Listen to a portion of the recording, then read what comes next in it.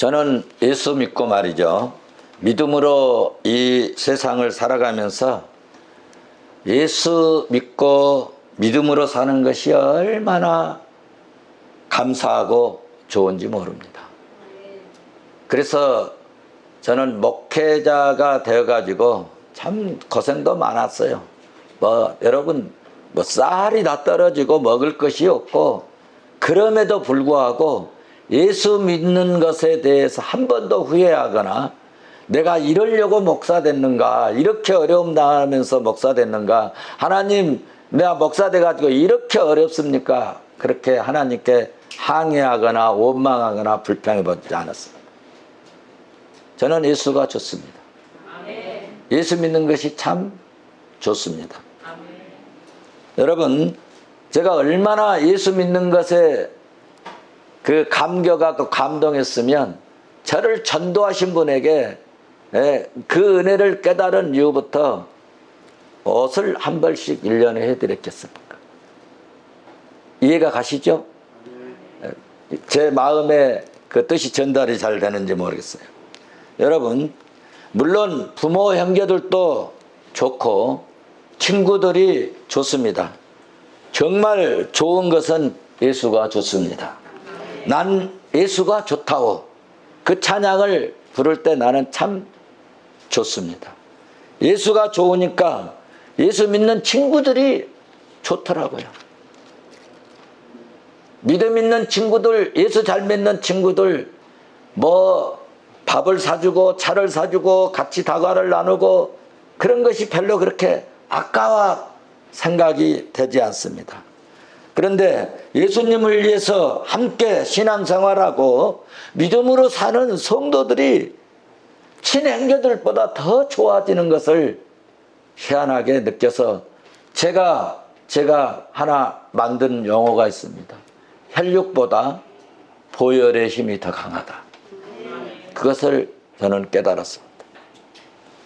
사랑하는 성도 여러분, 우리가 성경을 하나님의 말씀으로 읽죠? 맞죠? 믿습니까? 그런데 성경의 핵심적인 여러분 말씀이 뭡니까? 성경의 핵심적인 말씀이 예수 그리스도에 관한 구속에 관한 그런 이야기 아닙니까? 예수님께서도 말씀하셨죠. 요한복음 5장 여러분 39절에서 너희가 성경에서 영생을 얻는 줄 생각하고 성경을 막 연구하고 성경을 읽고 성경을 막 파도 이 성경이 뭐에 대한 이야기냐? 곧 내게 대하여 예수에 대하여 증언하는 것이니라. 예수님이 말씀해 주신 겁니다. 그러니까 여러분 성경을 읽고 파고 연구하면 누구를 만나야 하느냐 하면 그리스도를 만나야 합니다. 그분이 진짜 성경을 잘 읽은 것이죠. 성경 말씀은 우리가 사망에서 구원 얻는 여러분 영생의 비밀을 말씀해 주시는 굿뉴스입니다. 정말 좋은 말씀, 좋은 소식입니다. 성경은 정말 유일한 유한겔리온 복음입니다. 성경은 생명의 말씀이고 성경은 여러분 우리 영의 양식입니다. 성경에 쫙 뿌려놨는데 신약 성경은 말할 것도 없지만 구약 성경에서도 여러분 예수님이 오시기 전에도 예수 그리스도에 관한 이 복음, 이 말씀, 이 그리스도의 구속의 사건에 관한 스토리를 미리 선지자들을 통하여서 말씀해 주셨다고 로마서 1장 2절에서 말씀하고 있죠. 여러분 로마서 1장 2절 봐보십시오. 이 복음은 하나님이 선지자들을 통하여서 무엇이? 이 복음은 하나님이 선지자를 통하여서 그의 아들에 관하여 성경에 미리 약속하신 것이다. 그렇습니다.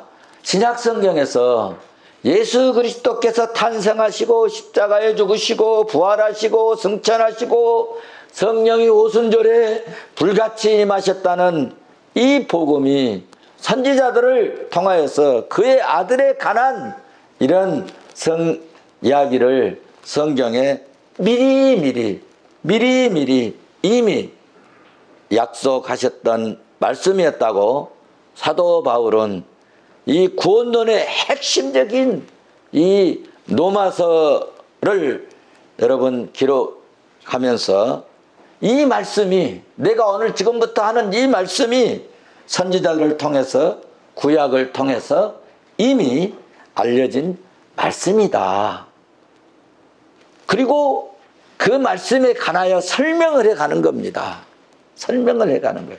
여러분 잘 모르니까, 그런 이야기를 잘 모르니까 사도 바울이 설명을 하는 거예요.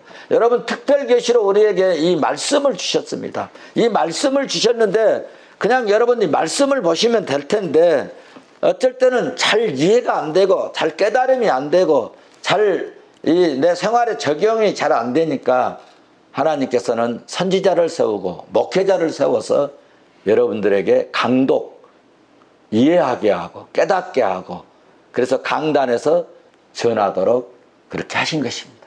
제도적으로 그렇게 만드신 거예요. 그래서 하나님은 우리에게 말씀을 두 가지로 주신데 어쩔 때는 이렇게 성경 말씀으로 주세요. 그리고 더 중요한 것은 목회자를 통해서 강단에서 메시지로 주시는 거예요. 여러분 이렇게 구약을 통해서 이미 알려진 말씀이라고 이렇게 했는데, 제가 하고 싶은 말은 그것을 강조하려고 하는 것이 아니라 신약 성경이나 구약 성경이나 예수님에 관한 말씀이라는 것이 여러분에게 전달하고 싶은 핵심적인 말씀입니다. 여러분 이 세상의 역사는 말이죠, 그러므로 예수가 중심이에요. 그러므로 예수가 중요하고 예수가 구세주이고, 여러분 그래서 여러분 예수가 좋습니다. 예수가 좋습니다. 자, 그러면 성도 여러분, 예수님이 이 땅에 오셔서 무슨 일을 하셨기 때문에, 무슨 일을 하셨기에 그렇게 예수님이 역사의 중심이고 그렇게 예수가 중요하는가? 예수님이 하신 일이 도대체 뭘까? 예수님은 우리를 구원하시려고 십자가에서 죽으셨습니다. 우리는 조금만 아파도 어디 가죠? 병원에 갑니다.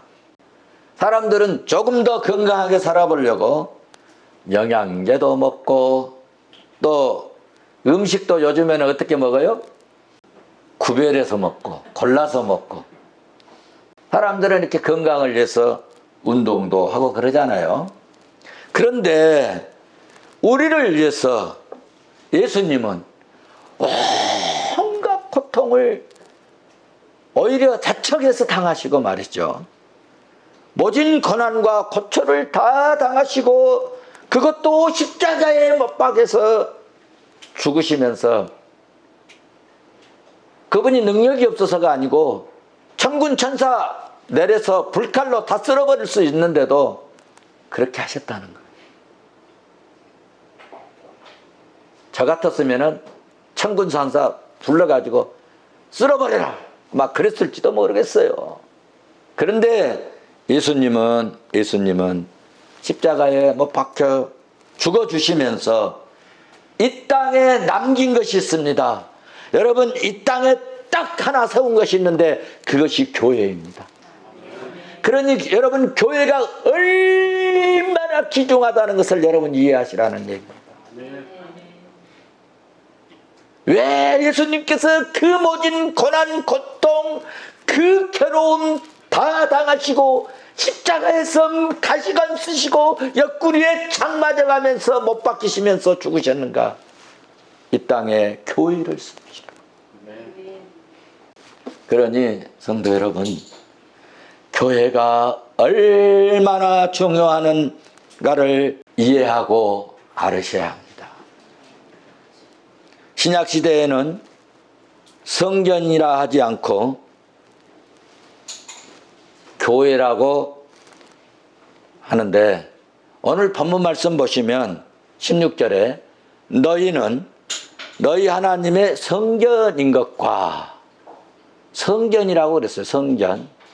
17절에서도 누구든지 하나님의 성전을 더럽히면 하나님이 그 사람을 멸하시리라. 하나님의 성전은, 그래서 성전은, 여기 성전의 의미 네 가지가 있는데, 구약 시대에는 성전을 건물의 성전입니다.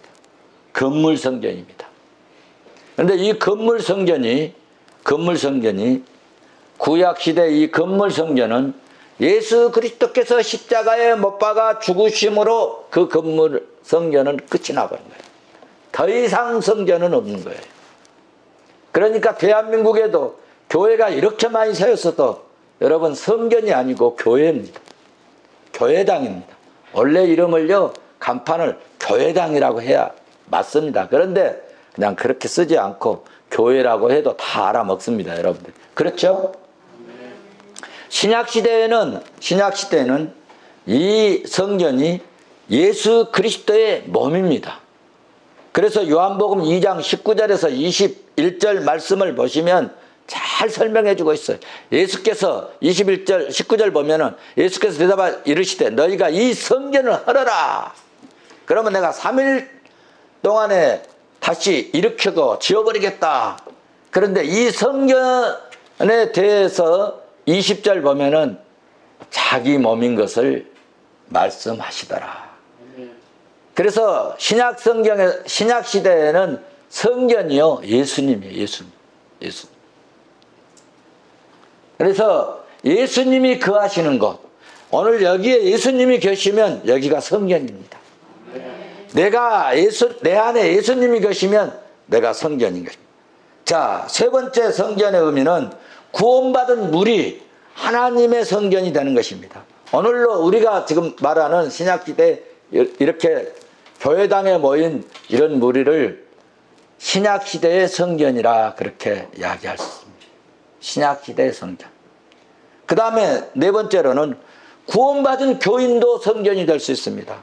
제가 말씀드렸지만 오늘 본문 고린도전서 3장 16절의 의미, 구원받은 개인적인 성전을 얘기하고 있습니다. 이와 같이 성전을 네 가지 의미가 있는데, 여러분, 구약시대 성막 성전도 신약시대의 교회의 그림자였고, 교회에 대하여 여러분 교회를 의미하는 그런 성전을 이렇게 예표로 만들었다고 하는 사실입니다. 이스라엘 백성들이 출애굽에서 광야 생활할 때 제일 중요하게 여긴 게 뭘까요? 성막입니다. 성막이 움직이지 않는데 절대로 전진하지 않습니다. 출발하지 않습니다. 성막 위에 하나님이 구름처럼 다 옹기종기 모여가지고 이게 움직일 때 같이 따라 움직이는 거예요. 그래서 구약 백성들은, 이스라엘 백성들은 광야에서 성막 제도를 만들었는데, 이 성막 시대에 항상 이스라엘 백성들은 어떻게 했는가? 성막을 중심해서 지파들이, 12지파들이 요셉 지파까지 하면은 네 지파는 쫙 뺑 둘러 있었고, 그리고 요셉 지파가 2지파니까 13지파가 동서남북으로 쫙 성막을 중심해서 그들은 움직였습니다.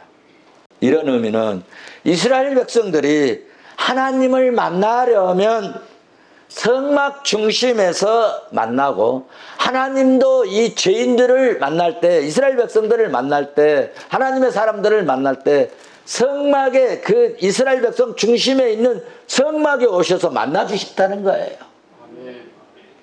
그러니까 구약의 성막 개념이 신약의 교회인데, 성막, 이 성전 개념이 중요한 것은 하나님과 인간 사이의 중재 역할을 이렇게 했다는 것이죠.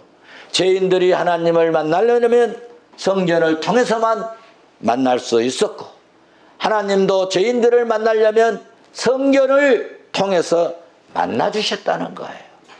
그곳에 와야 죄가 용서되고, 그곳에 와야 속죄가 이루어져서 하나님을 만날 수 있었던 것 아닙니까? 제사 제도를 보면 그러니까 여러분 어땠어요? 성전 입구에서 먼저 제물을 죽여버립니다. 그리고 속죄가 이루어진 다음에 설명은 하면 길어지니까, 속죄가 이루어진 다음에 제사장들의 율법을, 말씀을 듣는 거예요. 그냥 가서 듣는 게 아닙니다. 그래서 옛날에는 우리도 신약시대에 우리가 초창기에는 헌금도 이렇게 예배 드리고 또 말씀 듣고 헌금을 이렇게 우리 헌금 바구니에서 돌렸습니다. 그런데 자꾸 성경을 연구하다 보니까 성전을 들어와서 먼저 말씀 듣기 전에 먼저 예물을 드리는구나. 그래서 뒤에다가 먼저 들어오시면서 예물을 드리도록 헌금통을 놔두는 거예요. 다 의미가 있는 거예요. 죄가 용서되어야 하나님을 뵐 수 있고 하나님을 만날 수 있었습니다. 이것이 구약적 성전의 개념의 원리입니다. 이 원리가 오늘날 신약 교회의 교회 개념으로 도입되었으니까 성도들이, 죄인들이 여러분 하나님을 만나려면 어디로 와야 돼요? 교회로 와야 돼요. 하나님을 만나려면 교회를 통해서 만나고, 하나님도 죄인들을 만날 때는 교회를 통해서 만나는 것입니다. 말씀을 주실 때도 교회를 통해서 말씀을 주시는 거예요. 그래서 죽자 살다 여러분 한 주간 일하고 피곤하고 고단한데 하루 좀 두 다리 쭉 뻗고 주일날 좀 늦잠도 자고 좀 쉬었으면 좋았을 텐데 이렇게 교회에 나오십니까? 하나님의 말씀을 여러분 교회에서 메시지로 허락하시기 때문에 오는 것입니다. 이렇게 중요한 여러분 교회를 아름답게 세운다는 것은 하나님께서 교회에서 일할 수 있도록 여러 가지 환경을 여러분 조성해 준다는 것입니다. 그러니까 교회를 세우는 일에 여러분 하나님이 들어쓰시면 지혜가 부족하면 제가 항상 얘기하는 게 있죠. 뭣도 주세요? 지혜도 주세요. 건강이 약해요? 건강을 붙들어 주세요. 돈 없습니까? 하나님이 공급하셔서 먹고 사는 일에 어려움 당하지 않게 하신다는 겁니다. 그래서 여러분 이렇게 교회를 세우게 되는 환경을 조성하는 것은 하나님께서 굉장히 중요하게 여기신다는 사실을 믿으시기를 바랍니다. 중요하니까 지혜 부족하면 지혜도 주시고 돈 없으면 돈도 주시고. 여러분 그런데 만약에 이렇게 하나님께서 굉장히 매우 중요하게 여기는 교회를 파괴한다는 것은 하나님의 거룩한 뜻이 교회를 통해서 전달되는 통로를 무너뜨리는 것이 되기 때문에 교회가 무너지고 교회가 여러분 싸움판이 되고 여러분 하나님의 영광이 훼손되기 때문에 하나님의 영광이 가려지기 때문에 일단 교회가 무너지면 그때부터 하나님의 축복의 이 모두가 여러분 저주의 모드로 바뀌어진다는 거예요. 징별의 모드로 바뀌어진다는 거예요. 성경은 이것을 말씀하고 있습니다. 하나님은 무너진 교회가 정상적으로 교회로 전환되고 회복될 때까지 하나님은 사람들에게 계속적으로 여러분 징계를 내려서 바로 잡는 일을 하십니다. 그래서 본문을 통해서 사도 바울은 말씀합니다.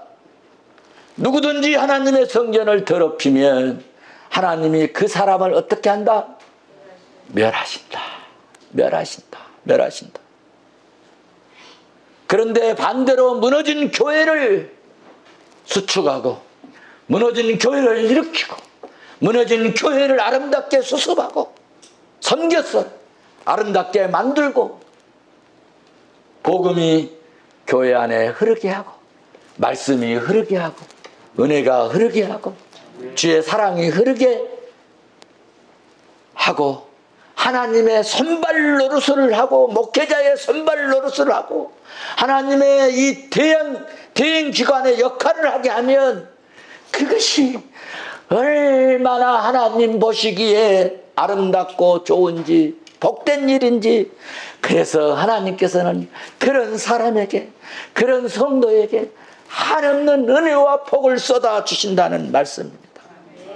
그런 사람과 가정과 후손까지 가문의 복을 쏟아 부어 주실 것을 성경이 말씀하고 역사가 증명하고 있습니다. 교회가 뭔지 잘 모르니까 교회를 섬길 때 따르는 이 축복이 얼마나 큰 것인지를 모르니까 교회를 제대로 섬기지 못하고 목회자도 섬길 줄 모르는 것 아닙니까? 교회, 하나님의 교회를 하는 일이 얼마나 크고 엄청난 두려운 일인지 모르니까 그렇게 함부로 하는데 두 가지에만 제가 들어보겠습니다. 구약에는 아간 있고요. 신약에는 아나니아 삽비라가 있습니다. 사도행전 5장에 나오죠. 아나니아 삽비라는 여러분 바로 하나님께서 목숨을 그 자리에서 걷어가 버렸습니다. 아간도 마찬가지죠. 여호수아 7장 24절에서 25절 봐보십시오. 가족 전체를 죽이고 짐승, 가축까지 아들, 딸들 돌로 쳐서 다 죽여버리고 물건까지 다 불살라버렸습니다. 두 가지가 똑같은 경우인데요. 여러분 신약의 경우는 막 교회가 탄생합니다. 탄생하는 교회가 하나님 영광 가운데 은혜 가운데 쫙 이렇게 뻗어가야 되는데 뻗어가려고 하는데 아나니아와 삽비라가 성령을 속이고 거짓을 가지고 교회로 들어오니까 하나님께서 이것을 교회의 공동체를 위해서 단번에 여지없이 쳐내버리신 것입니다. 개인을 하나님께서 용서하시고 개인은 하나님께서 용서하시고 넘어가시는데 여러분 교회의 공동체를 더럽히는 이런 일에 대해서는 하나님께서 여러분 굉장히 단호하시고 엄중하게 다스렸다는 것입니다. 아간도 마찬가지입니다. 여호수아 때 여리고성 여러분 막 점령하고 말이죠. 엄청나게 중요한 그런 시점인데 이 사람이 도둑질하고 교회의 공동체로 여러분 이 죄를 가지고 들어오니까 하나님께서 한 가족을 몰살시켜서 교회의 공동체를 보호하셨다는 것입니다. 이런 것이 여러분 교회의 원리입니다. 그래서 교회에 대해서 대적하고 교회에 대해서 핍박하고 교회에 대해서 어렵게 하는 이런 나라는 하나님께서 가만 놔두지 않습니다. 교회를 핍박하고 어렵게 하고 힘들게 하는 가문은 반드시 하나님께서 다루신다는 겁니다. 교회를 더럽히는 것을 하나님이 얼마나 엄격히 다루는가에 대해서 보여주시고 있는 두 가지 예입니다. 이런 사건들을 보면 여러분 저도 등골이 오싹하고 소름이 끼치고 여러분 두렵지 않습니까? 저는 그래서 교회당을요 하나님이 임재하실 교회당을 엄청 중요시 여깁니다. 여러분들이 많이 느낄 것입니다. 재정이 있으면 제일 좋은 사람이 누굴까요? 목회자입니다. 그런데 그 어려운 중에도 하여튼 교회를 예쁘게 꾸미는 데는 제가 아끼지 않습니다. 내가 사례비를 못 받고 생활비를 못 받고 힘들어도 교회당이 예뻐지고 아름다워지면 나는 족하리. 그런 마음으로 섬기고 있습니다. 여러분들이 다 아실 줄로 믿습니다. 아멘도 안 하시고. 이런 사건, 이렇게 교회 공동체를 중요시하는 하나님의 다루심을 보면서 우리는 교회를 함부로 쉽게 교회 공동체를 내 감정이나 내 기분이나 내 생각대로 여러분 대해서 그렇게 행동하면 절대로 금물입니다. 믿습니까? 선악간을 먹으면 절대로 안 되는 것처럼 교회를 어지럽게 하거나 교회 공동체를 더럽히는 일, 교회 공동체를 힘들게 하면 절대로 여러분 안 된다고 하는 것을 가슴에 꼭 여러분 새기셔야 합니다. 왜냐하면 오늘 본문 말씀 17절에 성전을 더럽히면 하나님이 그 사람을 멸하시리라. 성전을 더럽히다. 헬란말로 여러분 이 푸데이로라고 하는 단어를 썼는데 더럽히다라는 단어 말고 파괴하다, 못쓰게 하다, 부패케 하다는 뜻이 담겨져 있습니다. 여러분 하나님의 교회를 온갖 거짓과 방탕함과 더럽히고 부패하는 자들은 성전의 공동체를 더럽히는 일에 속한다는 것을 기억하셔야 합니다. 그러니까 예수 믿으면서도 사기치고 거짓말하고 방탕하고 그러면 안 됩니다.